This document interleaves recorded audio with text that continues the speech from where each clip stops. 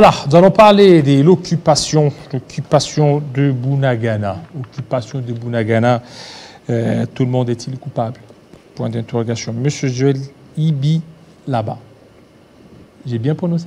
Exactement. Voilà, bienvenue. Merci beaucoup, monsieur Jean-David. Voilà, Bunagana, ça fait pratiquement 3 mois. 3 mois que Bunagana est entre le main de M23. M23 utilisé par le Rwanda. Jusque-là, est-ce que notre diplomatie a failli? Bon, je crois que la diplomatie a démontré toutes ses limites.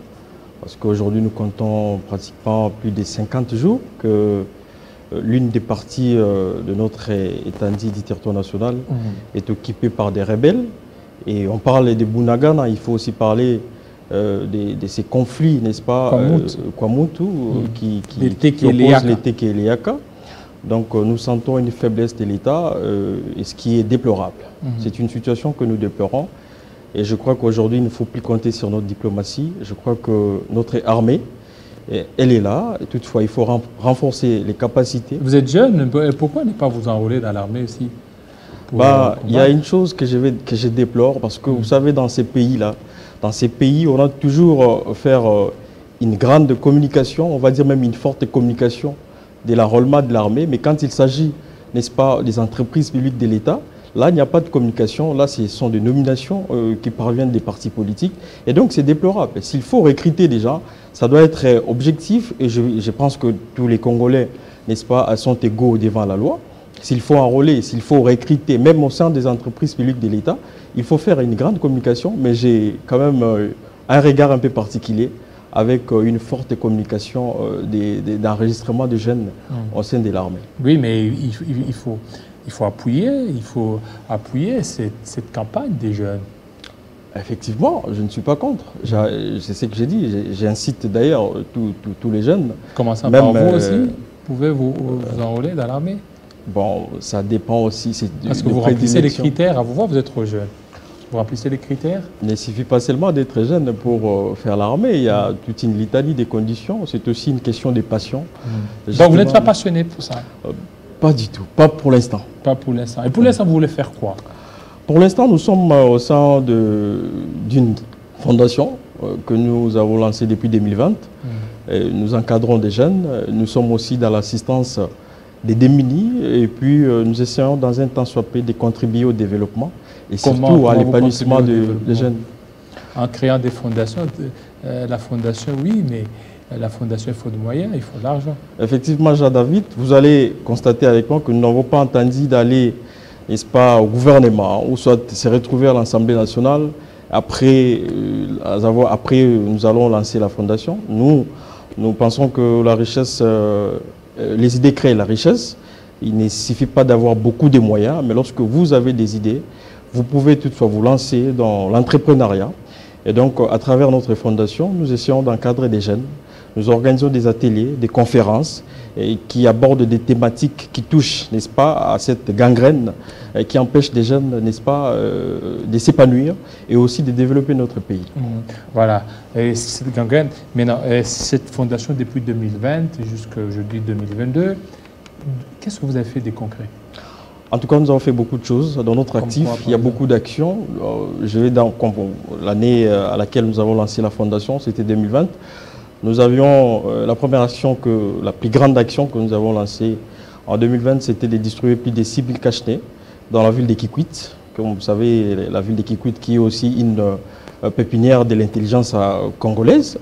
Et donc, cette ville... Et pourquoi vous avez choisi Kikwit? Parce que vous êtes ressortissant, vous avez des ambitions politiques? D'abord parce que je suis ressortissant. De Kikwit. De Kikwit. Je suis ressortissant de cette grande ville. Et puis, vous le savez, la ville de Kikwit constitue l'un des principaux greniers, n'est-ce pas, qui fournissent, n'est-ce pas, des produits vivres dans la ville des provinces de Kinshasa.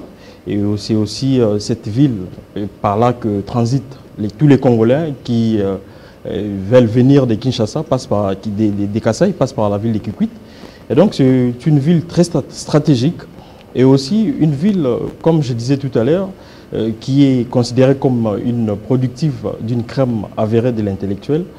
Alors c'est pour cette raison, et aussi sur base de nombreuses, on va dire, conditions qui sont déplorables, qui traversent la population de Kikwit, que nous avons souhaité justement de lancer la fondation dans cette ville et puis essayer, dans soit peu, n'est-ce pas, parvenir à relancer l'entrepreneuriat au sein de la jeunesse. Voilà, relancer l'entrepreneuriat au sein de la jeunesse. Revenons à notre thématique sur Bunagana. Et vous, qu'est-ce que vous pouvez entrevoir, qu'est-ce que vous pouvez donner comme conseil pour certainement vite récupérer Bunagana? Parce qu'on est Congolais avec ceux de Bunagana. C'est-à-dire que lorsque ceux de Bunagana sont pris en otage par l'M23, il faut certainement adopter certaines attitudes montrant que nous sommes des cœurs avec eux. Malheureusement, je suis déçu parce que, on va dire, les commandants suprêmes de la République, le chef de l'État, nous les voyons toujours en train de voyager, on ne sait pas. Mais si ça constitue c'est pour avoir des investisseurs, c'est pour attirer les investisseurs à RDC. Mais vous savez que nous comptons aujourd'hui depuis 3 ans déjà, depuis que le chef de l'État est à la magistrature suprême. Est-ce qu'on a déjà vu des investisseurs? Bon, ça c'est un sujet que je ne vais pas beaucoup plus aborder, mais j'aimerais beaucoup plus me focaliser sur ce que vous dites, l'occupation de la partie Est, n'est-ce pas, par de rebelles. Je pense que la diplomatie, comme je disais tout à l'heure, a démontré toutes ses limites. Et au jour d'aujourd'hui, je crois que la machine gouvernementale qui est pilotée par le Premier ministre Sama Lukonde, nous pensons et nous suggérons qu'il faut mutualiser, n'est-ce pas, des forces au sein de notre armée, renforcer les services des renseignements. C'est quand même inadmissible. Aujourd'hui, nous comptons plus de 60 jours que l'une des parties de la RDC... 90 jours. 90 jours. Aujourd'hui, c'est 92. 90 jours qu'une partie de notre pays est occupée par des rebelles. Jean-David, essayez de réfléchir, même pendant 2 secondes, comment est-ce que la population qui vit là-bas, dans cette contrée, comment ils sont en train de vivre? C'est quand même déplorable. Alors, ce que nous souhaitons, nous suggérons, c'est que les gouvernements doivent multiplier des efforts et aussi monter des stratégies, surtout renforcer notre armée, justement pour récupérer cette partie, n'est-ce pas, de Bunagana. Donc c'est quand même déplorable. Alors aujourd'hui, avec cette allure, pensez-vous que les élections pourraient s'organiser sans Bunagana? Bon, j'ai suivi le président de la centrale électorale, M. Denis Kadima, qui espérait que d'ici l'année prochaine, la situation va s'apaiser à la partie Est. C'est ce que nous souhaitons d'ailleurs. Et nous souhaitons toutes les meilleures chances à notre armée de pouvoir récupérer ces territoires, afin que cela ne puisse pas nous causer des problèmes à l'échéance électorale qui se pointe à l'horizon 2023. Et ça, vous ne voyez pas que les politiques risquent de surfer sur ça pour parler du report ou des glissements des élections 2023? Je crois que ça serait impossible parce que vous savez, même les cycles récemment organisés, on avait organisé les élections. Je crois qu'une ligne des partis de l'étendue du territoire national était... Il y avait aussi cette histoire-là, mais quand bien même cette histoire a persisté, on a eu quand même à organiser des élections. Je souhaite à ce que cette partie soit récupérée au plus vite que possible pour qu'il n'y ait pas un prétendu glissement. Et donc, ça ne sera pas une esquisse. Donc, nous n'allons pas accepter cela. Nous souhaitons que cette partie soit apaisée pour permettre l'organisation positive et apaisée, n'est-ce pas, des prochaines échéances électorales. Alors, toutes les démarches diplomatiques, on a vu ça et là le président de la République faire presque le tour du monde pour certainement apporter la solution. Donc, ce sont des démarches qui n'aboutissent à rien. Absolument. Je ne sais pas s'il faut... Bien, il y a des résultats latents. Même si latents, mais jusque-là, il n'y en a pas. On ne voit absolument rien.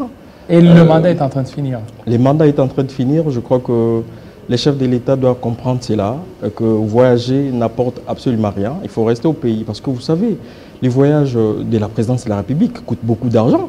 Moi, je pense que le président de la République devait rester au pays. Mais il y a beaucoup de réserves, hein? Des réserves. Des réserves. Au niveau de la Banque centrale. Il y a à boire et à manger s'il faut aborder ces sujets. Vous savez, les régies financières ont multiplié des recettes, c'est beaucoup. Mais on entend parler des régies financières, de prouesses qui sont réalisées au sein des régies financières. Mais le problème, c'est qu'il faut voir les pouvoirs d'argent. Un budget de 14 milliards. Là. Mais les budgets de 14 milliards, encore que le budget, c'est une prévision. vous savez, Jean-David, on entend parler de ces prouesses, des régies financières, mais s'il faut descendre sur le terrain et voir le pouvoir d'achat, les pouvoirs d'achat, et puis comprendre comment est-ce que ces prouesses sont matérialisées, n'est-ce pas, sur le terrain. Donc, il y a quand même deux poids, deux mesures. Les discours, je crois, il ne faut pas utiliser trop souvent ces discours pour faire voir, ou soit faire montrer aux Congolais que la situation est améliorée.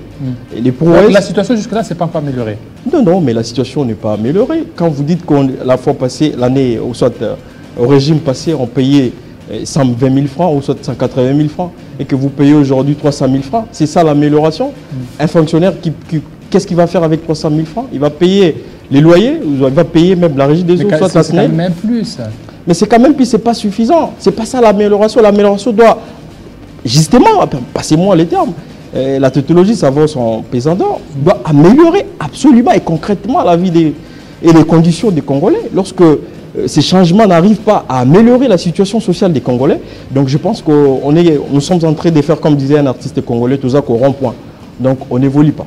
Donc jusque-là, il n'y a rien qui a changé durant le mandat. Je ne vais pas dire qu'il n'y a rien qui a changé. Le président de la République a fait ce qu'il pouvait faire, mais ce n'est pas suffisant pour les Congolais. Qu'est-ce qu'il y a de positif? En tout cas, je ne suis pas, on va dire, porte-parole du président. Non, ça dit que vous êtes là, vous êtes... Ce qui est du positif... Est-ce qu'il y a des positifs? Bon, en tout cas, c'est quand même difficile. Il y en a, mais c'est quand même difficile pour parler. Oui, mais c'est quand même des cités, quelques points. Quand je vois l'inspection l'IGF des finances, ça c'est une réussite qu'il faut saluer. Je crois que le président de la République, avec l'avènement de ces messiers que je considère comme Julia Lingueté, je crois que c'est quand même une réussite. Il fait un bon travail. Il fait un bon travail et ce sont ces genres de personnes que les Congolais doivent vraiment accompagner et soutenir pour changer les paradigmes. Et qu'est-ce qui vous a beaucoup plus fait mal avec l'UDPS et le régime de l'UDPS? Il n'y a pas de créativité, il n'y a rien, il n'y a pas de propositions concrètes. C'est comme s'ils n'étaient pas préparés justement pour faire face à tous ces défis que la RDC doit absolument relever. Merci beaucoup, Monsieur Joël Ibilaba. Je vous remercie, David. C'était de votre passage.